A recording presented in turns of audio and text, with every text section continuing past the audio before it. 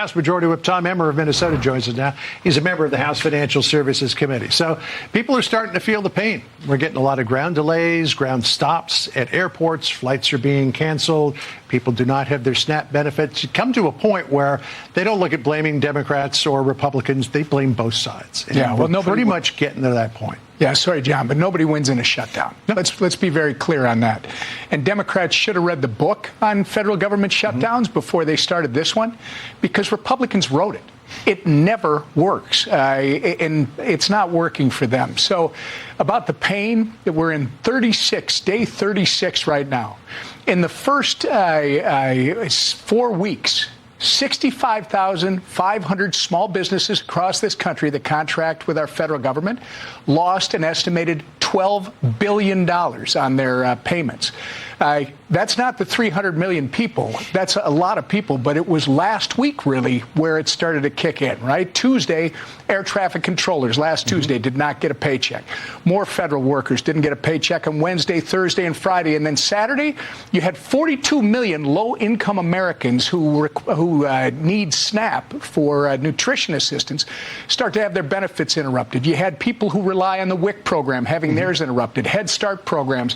This is becoming very serious, as you pointed out. And Sean Duffy, the transportation secretary, pointed out it could get worse. It's time to open the government. Yeah, they're having to shut down some airspace.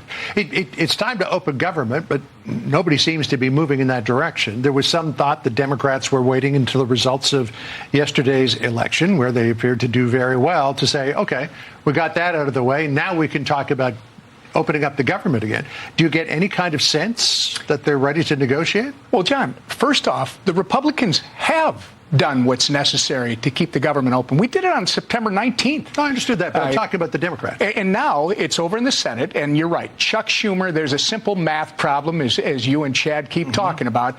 You got to have 60 votes in the Senate to pass something. We only have 53 Republicans, so you need Democrats. You need 5. Is there any movement? Well, we're going to find out yet in the next 24, 48 hours. Are you getting any kind of a sense from talking to your Democratic colleagues? There are some Democrats in the Senate who are starting to push. We would like to see them do the right thing and vote to open the government. Yeah. At least 5 or 6 of them. You know some of the names. Well, I know the Democrat that's pushing hardest to do this is Fetterman, but he's voted for this thing however many times now that it's been voted for, and he's just not getting anywhere. The only thing he's getting from doing that is threats of a primary challenge in 2028. Yeah, but I mean, he has been speaking truth about this thing from day one. Chuck Schumer is just worried about his job, and he is scared of the Mamdani side of the party. Based upon what happened yesterday, he's right to be afraid of that. He should be, because that's exactly what is controlling this shutdown right now. The question is, will Chuck Schumer and the Democrats realize that they need to be leaders and put the American people first, as opposed to their politics,